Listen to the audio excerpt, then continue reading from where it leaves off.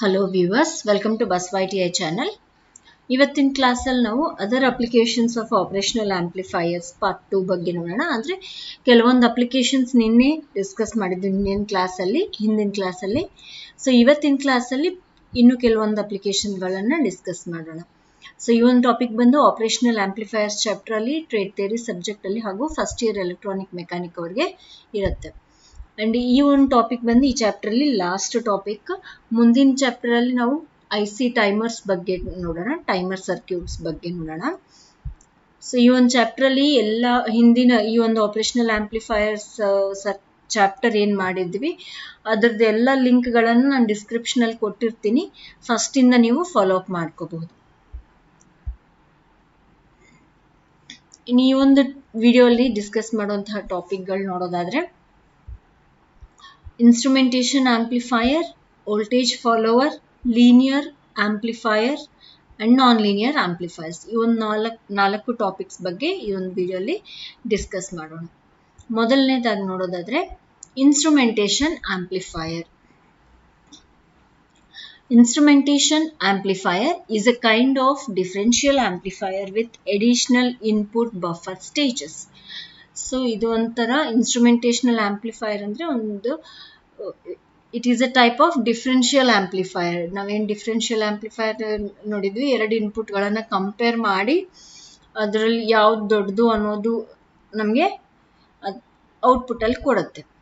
So ಆ ರೀತಿ ಇದು ಒಂದು ಕೈಂಡ್ ಆಫ್ ಇನ್ಸ್ಟ್ರುಮೆಂಟೇಷನ್ ಆಂಪ್ಲಿಫೈಯರ್. ಅಂದರೆ ಇದು ಒಂದು ಟೈಪ್ ಆಫ್ ಡಿಫ್ರೆನ್ಷಿಯಲ್ ಆಂಪ್ಲಿಫೈಯರೇ, ಆದರೆ ಇದಕ್ಕೆ ಎರಡು ಅಡಿಷನಲ್ ಇನ್ಪುಟ್ ಬಫರ್ ಸ್ಟೇಜ್ಗಳು ಇರ್ತವೆ. ನೋಡಿ, 3 ಪ್ಯಾಂಪ್ ICಗಳನ್ನು ಬಳಕೆ ಮಾಡ್ತಾರೆ. ಇವು ಎರಡು ಫಸ್ಟಿಗೆ ಇರುವಂತಹ ಎರಡು ಏನು ಅಂದರೆ ಒಂದು ಬಫರ್ ಸ್ಟೇಜಸ್ ಅಂತ ಹೇಳ್ತೀವಿ. The addition of input buffer stages makes it easy to match impedance matching the amplifier with the preceding stages.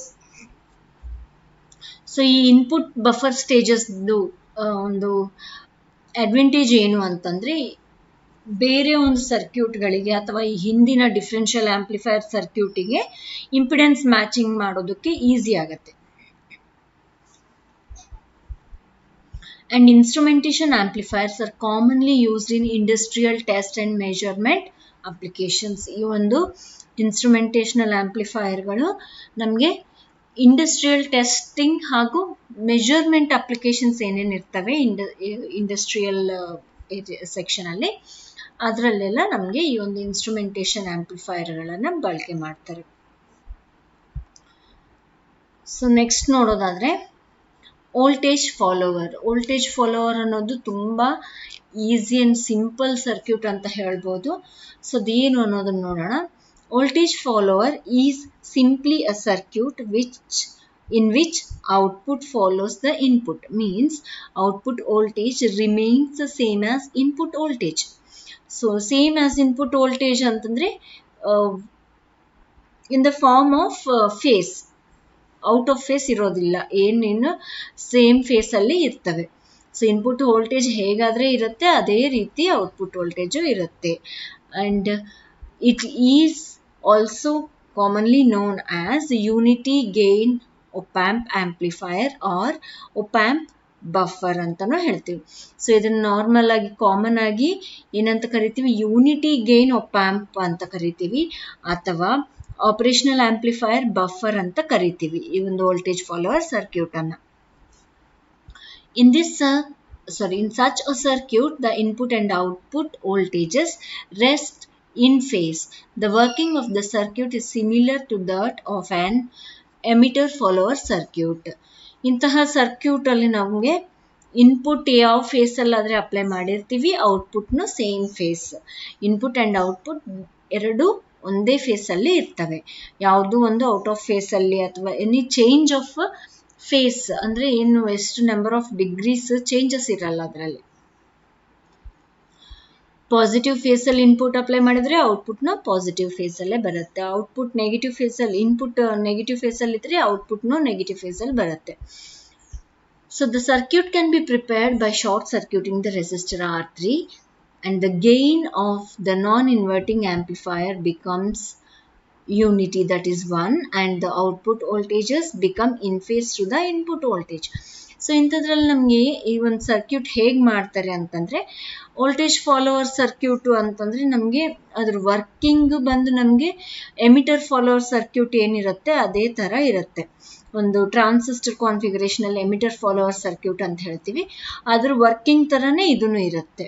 Same as input and output ಎರಡು ಸೇಮ್ ಇರ್ತವೆ. ಆದರೆ ಈ ಆಪರೇಷನಲ್ ಆಂಪ್ಲಿಫೈರ್ ಅನ್ನು ಬಳಕೆ ಮಾಡಿಕೊಂಡು ನಾವು ಈ ಒಂದು ಸರ್ಕ್ಯೂಟನ್ನು ಹೇಗೆ ಪ್ರಿಪೇರ್ ಮಾಡ್ಬೋದು ಅಂತಂದರೆ, ಇಲ್ಲಿ ಫೀಡ್ಬ್ಯಾಕ್ ಮತ್ತು ಇನ್ಪುಟ್ ಎರಡೂ ರೆಸಿಸ್ಟರ್ ಮುಖಾಂತರ ಏನು ಫೀಡ್ಬ್ಯಾಕ್ ಕೊಡ್ತಾ ಇದ್ವಿ ಆ ರೀತಿ ಕೊಡಲಾರ್ದಂಗೆ ಎರಡೂ ಆ ರೆಸಿಸ್ಟರ್ ತೆಗೆದುಬಿಟ್ಟು ಔಟ್ಪುಟ್ ಆ್ಯಂಡ್ ಇನ್ಪುಟ್ಟನ್ನು ಶಾರ್ಟ್ ಸರ್ಕ್ಯೂಟ್ ಮಾಡೋದ್ರಿಂದ ಯಾವುದೇ ಥರದ ಫೀಡ್ಬ್ಯಾಕ್ ಇಲ್ಲದೆ ಇರೋ ಕಾರಣದಿಂದ ನಮಗೇನಾಗುತ್ತೆ, ಯೂನಿಟ್ ಗೇನ್ ಇರುತ್ತೆ. ಸೊ ಸೇಮ್ ಗೇನ್ ಜಾಸ್ತಿ ಆಗಲ್ಲ, ಬಿಕಾಸ್ ಉಳಿದಿರೋವಂತಹ ಯಾವುದ್ರಲ್ಲಾದ್ರೆ ನಾವು ಫೀಡ್ಬ್ಯಾಕ್ ಕೊಡ್ತಿದ್ವಿ ಆ ಫೀಡ್ಬ್ಯಾಕ್ ವೋಲ್ಟೇಜ್ನು ಆ್ಯಡ್ ಆಗ್ತಾ ಇರೋದ್ರಿಂದ ನಮಗೆ ಔಟ್ಪುಟ್ ಗೇನ್ ಜಾಸ್ತಿ ಇರ್ತಿತ್ತು. ಆದರೆ ಇಲ್ಲಿ ನಾವು ಯಾವುದೇ ಥರದ ಫೀಡ್ಬ್ಯಾಕು ಕೊಡಲ್ಲ, ಆ್ಯಸ್ ಇನ್ಪುಟ್ಟಲ್ಲಿ ಏನಿರುತ್ತೆ ಔಟ್ಪುಟ್ಟಲ್ಲೇ ಅದೇ ಇರುತ್ತೆ. ಆ ರೀತಿ ಶಾರ್ಟ್ ಮಾಡಿಟ್ಟಿರ್ತೀವಿ, ಶಾರ್ಟ್ ಸರ್ಕ್ಯೂಟ್ ಮಾಡಿ ನೋಡ್ರಿ, ಇಲ್ಲಿ ಯಾವುದೇ ಥರದ ರೆಸಿಸ್ಟರು ಇಲ್ಲ ಇಲ್ಲಿ. ಸೊ ಯಾವುದೇ ಥರದ ಫೀಡ್ಬ್ಯಾಕು ಸಿಗಲ್ಲ. ಇನ್ಪುಟ್ಟಲ್ಲಿ ಏನಿರುತ್ತೆ ಆ್ಯಸ್ ಇಟ್ ಈಸ್ ಔಟ್ಪುಟ್ಟಲ್ಲಿ ಇರುತ್ತೆ, ಅದಕ್ಕಾಗಿ ಅದು ಯೂನಿಟಿ ಗೇನ್ ಆಂಪ್ಲಿಫೈಯರ್ ಅಂತಲೂ ಕರಿತೀವಿ. And the output becomes in phase to the input voltage. Output ಬಂದು ನಮಗೆ ಇನ್ಪುಟ್ಗೆ ಇನ್ ಫೇಸ್ ಆಗಿ ಬರುತ್ತೆ. ಬಿಕಾಸ್ ಈ ಒಂದು ಇನ್ಪುಟ್ ಟರ್ಮಿನಲ್, ನೆಗೆಟಿವ್ ಇನ್ಪುಟ್ ಟರ್ಮಿನಲಲ್ಲಿ ಅಥವಾ ಇನ್ವರ್ಟಿಂಗ್ ಇನ್ಪುಟ್ ಟರ್ಮಿನಲಲ್ಲಿ ನಮ್ಗೆ ಏನಿರುತ್ತಲ್ವ ಅದೇ ಆ್ಯಸ್ ಇಟ್ ಈಸ್ ಔಟ್ಪುಟ್ಟಲ್ಲಿ ನಮಗೆ ಬರುತ್ತೆ. ಸೊ ಇದು ವೋಲ್ಟೇಜ್ ಫಾಲೋವರ್ ಆಯಿತು. ಮುಂದಿನ ನೋಡೋದಾದರೆ linear amplifiers using op amp. So ಇವಾಗ ಲೀನಿಯರ್ ಆಂಪ್ಲಿಫೈಯರ್ ಅನ್ನೋದು ಒಂದು ಅಪ್ಲಿಕೇಶನ್ ಅಂತ ಅಲ್ಲ, ಇವಾಗ ತನಕ ನಾವು ಏನೆಲ್ಲ ನೋಡಿದ್ವಿ ಅಪ್ಲಿಕೇಶನ್ಸ್ ಆಪರೇಷನಲ್ ಆಂಪ್ಲಿಫೈಯರ್ವು, ಆ ಒಂದು ಆಪರೇಷನಲ್ ಆಂಪ್ಲಿಫೈಯರ್ ಸರ್ಕ್ಯೂಟ್ಗಳಲ್ಲಿ ಅಪ್ಲಿಕೇಶನ್ಸ್ಗಳಲ್ಲಿ ಕೆಲವೊಂದು ಸರ್ಕ್ಯೂಟ್ಗಳನ್ನು ಲೀನಿಯರ್ ಆಂಪ್ಲಿಫೈಯರ್ ಸರ್ಕ್ಯೂಟ್ಸ್ ಅಂತ ಕರಿತೀವಿ.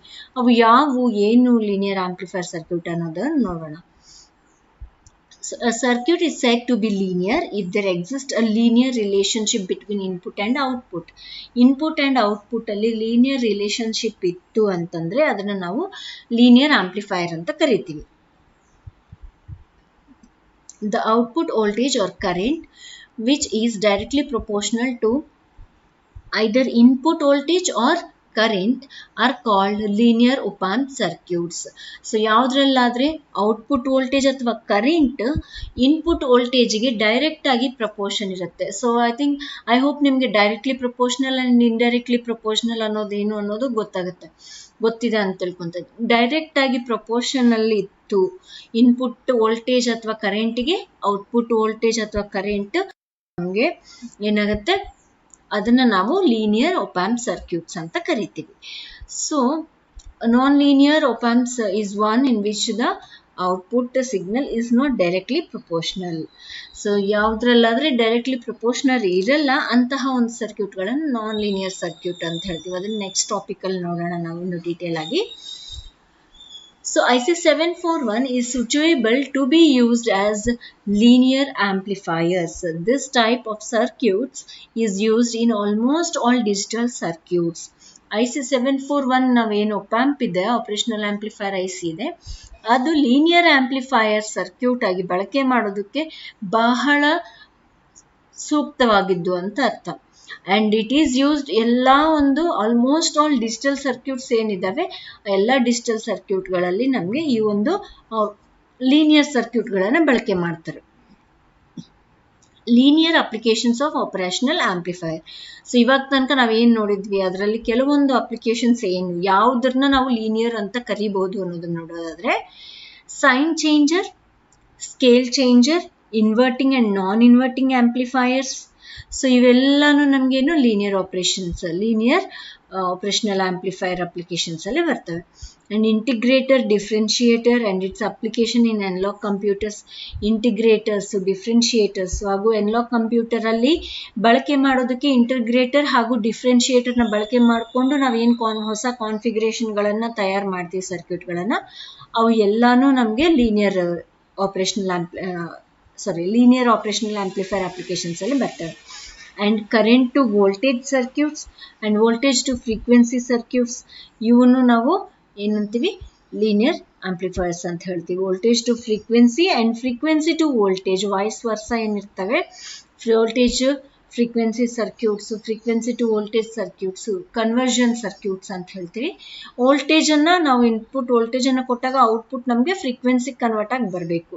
ಅಥವಾ ಕರೆಂಟ್, ಇಲ್ಲಿ ನೋಡೋದಾದ್ರೆ ಥರ್ಡ್ ಇದರಲ್ಲಿ ಕರೆಂಟ್ ಟು ವೋಲ್ಟೇಜ್, ಕರೆಂಟ್ ಅನ್ನ ವೋಲ್ಟೇಜ್ ಕನ್ವರ್ಷನ್, ಈ ರೀತಿ ಕನ್ವರ್ಷನ್ಸ್ ಅಲ್ಲಿ ಇದ್ದಾಗ ನಾವು ಅವೆಲ್ಲದನ್ನು ನಾವು ಲೀನಿಯರ್ ಅಪ್ಲಿಕೇಶನ್ಸ್ ಅಂತ ಕರೆಯಬಹುದು. ಸೊ ಮುಂದಿನ ನೋಡೋದಾದ್ರೆ non-linear applications, non-linear amplifier using op-amp. A non-linear op-amp is one in which the output voltage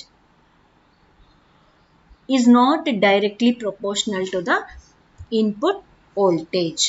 So ಏನು ಹೇಳ್ತಾ ಇದ್ದಾರೆ, ಯಾವುದ್ರಲ್ಲಿ ಆದರೆ ಡೈರೆಕ್ಟ್ಲಿ ಪ್ರಪೋರ್ಷನಲ್ ಇರೋದಿಲ್ಲ ಇನ್ಪುಟ್ ಹಾಗೂ ಔಟ್ಪುಟ್, ಅಂತಹ ಒಂದು ಸರ್ಕ್ಯೂಟ್ಗಳನ್ನು ನಾವು ನಾನ್ ಲೀನಿಯರ್ ಅಂತ ಹೇಳ್ತೀವಿ.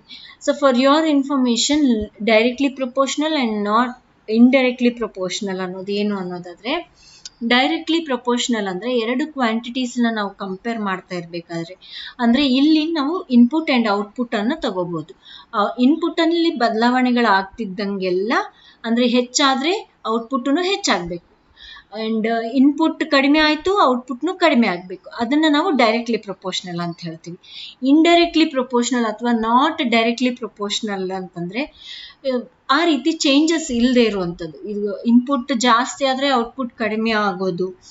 ಸೊ ಏನಂದರೆ ಕೆಲವೊಂದು ನಾವು ಇನ್ಪುಟ್ ವೋಲ್ಟೇಜನ್ನು ನಾವು ಇನ್ಕ್ರೀಸ್ ಮಾಡಿದವಾಗ ಕೆಲವೊಂದು ಸರ್ಕ್ಯೂಟ್ಗಳಲ್ಲಿ ಔಟ್ಪುಟ್ ಕರೆಂಟ್ ಡಿಕ್ರೀಸ್ ಆಗುತ್ತೆ. ಆ ರೀತಿ ಇದ್ದವಾಗ ನಮ್ಗೆ ಏನಾಗುತ್ತೆ, ಅವು ನಾಟ್ ಡೈರೆಕ್ಟ್ಲಿ ಪ್ರಪೋರ್ಷನಲ್ ಅಂತ ಹೇಳ್ತೀವಿ.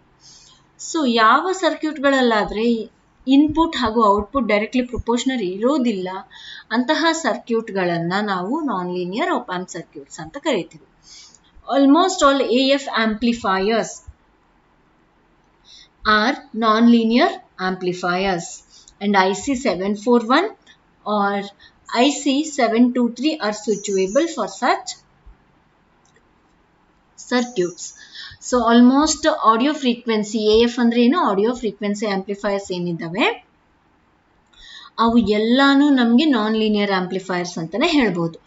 ಇದರಲ್ಲಿ ನಮಗೆ IC741 ಹಾಗೂ IC723 op-amps ಏನಿದಾವಲ್ಲ ಅವು ಅನ್ಸುಟ್ಯೂಯಬಲ್, ಅಂದರೆ ಈ ಒಂದು ನಾನ್ ಲೀನಿಯರ್ ಸರ್ಕ್ಯೂಟ್ಗಳಿಗೆ ಈ ಐಸಿಗಳು ಬಳಕೆ ಮಾಡೋದಕ್ಕೂ ಅಷ್ಟು ಉತ್ತಮವಾದ ಫಲಿತಗಳನ್ನು ಕೊಡೋದಿಲ್ಲ. ಆದರೆ ಅದಕ್ಕೆ ಬಳಕೆ ಮಾಡುವಂತಹ ಐಸಿಗಳು ಏನೇನು ನಾನ್ ಲೀನಿಯರ್ ಆಂಪ್ಲಿಫೈರ್ಸ್ಗೆ ಅನ್ನೋದು ನೋಡೋದಾದರೆ, the suitable ICs for non linear amplifiers are CA810, TBA810 etcetera. So ಇವು ನಾವು ನಾನ್ ಲೀನಿಯರ್ ಆಂಪ್ಲಿಫೈರ್ಸ್ಗೆ ಬಳಕೆ ಮಾಡುವಂತಹ ಐಸಿಗಳು ಅಥವಾ ಸುಟ್ಯೂಯಬಲ್ ಐಸಿಸ್ ಅಂತ ಹೇಳ್ಬೋದು. ಸೊ ನಾನ್ ಲೀನಿಯರ್ ಅಪ್ಲಿಕೇಶನ್ಸ್ ಏನೇನಿದ್ದಾವೆ ಅನ್ನೋದು ನೋಡೋದಾದರೆ, ವೋಲ್ಟೇಜ್ ಕಂಪ್ಯಾರೇಟರ್, ಇದನ್ನು ನಾವು ನಾನ್ ಲೀನಿಯರ್ ಸರ್ಕ್ಯೂಟ್ ಅಂತ ಹೇಳ್ತೀವಿ. 2 applications of comparators as window detector and zero crossing detector. Voltage ಕಂಪ್ಯಾರೇಟರ್ನ 2 ಅಪ್ಲಿಕೇಶನ್ಸ್ ಏನಿದ್ದಾವೆ, ವಿಂಡೋ ಡಿಟೆಕ್ಟರ್ ಅಥವಾ ಝೀರೋ ಕ್ರಾಸಿಂಗ್ ಡಿಟೆಕ್ಟರ್ಸ್, ಅವೆರಡೂ non linears. And schematic trigger circuit with the extension of regenerative comparator. schematic trigger circuit ಬಂದು regenerative ಕಂಪ್ಯಾರೇಟರ್ನ extend, 2 ಸರ್ಕ್ಯೂಟ್ಗಳನ್ನು ಕೂಡಿಸಿ ನಾವು configuration ತಯಾರು ಮಾಡಿದ್ದವಾಗ ಆ ಒಂದು ಸರ್ಕ್ಯೂಟನ್ನು ನಾವು ಏನು ಹೇಳ್ತೀವಿ, ನಾನ್ ಲೀನಿಯರ್ ಆಂಪ್ಲಿಫೈರ್ ಅಂತ ಹೇಳ್ಬೋದು. And multi vibrator circuits non linear ಇದ್ರ ಕೆಳಗೆ ಬರುತ್ತೆ. ಯಾಕೆ ಅಂತಂದರೆ ಔಟ್ಪುಟ್ ಒಂದು ಸೇಬಲ್ ಸ್ಟೇಜ್ ಇರೋದೇ ಇಲ್ಲ ಮಲ್ಟಿ ವೈಬ್ರೇಟರ್ಸ್ಗೆ. ಸೊ ಹಾಗಾಗಿ ಇದನ್ನು ನಾನ್ ಲೀನಿಯರ್ ಆಂಪ್ಲಿಫೈರ್ಸ್ ಅಂತ ಕರಿತೀವಿ. ಸೊ ಐ ಹೋಪ್ ನಿಮಗೆಲ್ಲ ಅರ್ಥ ಆಗಿದೆ ಅಂತ ತಿಳ್ಕೊತಾ ಇದ್ದೀನಿ. ಇದ್ರದ್ದು ಎಲ್ಲ ಚಾಪ್ಟರ್ ಫಸ್ಟಿಂದನೂ ಏನಿದ್ದಾವೆ ಅವು ಎಲ್ಲದ್ರದ್ದು ನಾನು ಲಿಂಕ್ ನಿಮಗೆ ಡಿಸ್ಕ್ರಿಪ್ಷನಲ್ಲಿ ಪ್ರೊವೈಡ್ ಮಾಡ್ತೀನಿ. ಹೀಗಾಗಿ ನೀವು ಫಾಲೋ ಅಪ್ ಮಾಡೋದಕ್ಕೆ ಈಸಿ ಆಗುತ್ತೆ, ಒಂದು ಚಾಪ್ಟರ್ ಕಂಪ್ಲೀಟ್ ಫಾಲೋ ಅಪ್ ಮಾಡೋದಕ್ಕೆ ಈಸಿ ಆಗುತ್ತೆ. ಸೊ ಮುಂದಿನ ಕ್ಲಾಸಲ್ಲಿ ನಾವು ಟೈಮರ್ ಸರ್ಕ್ಯೂಟ್ಸ್ ಬಗ್ಗೆ ತಿಳಿಯೋಣ. ಅದರಲ್ಲಿ ಏನು IC ಯೂಸ್ ಮಾಡ್ತಾರೆ, ಟೈಮರ್ ಸರ್ಕ್ಯೂಟ್ ಅಪ್ಲಿಕೇಶನ್ಸ್ ಏನಿದ್ದಾವೆ, ಎಲ್ಲದನ್ನು ತಿಳಿಯೋದಕ್ಕೆ ಪ್ರಯತ್ನ ಮಾಡೋಣ. So until then keep watching. Thanks for watching. Please subscribe and press the bell icon for further notifications.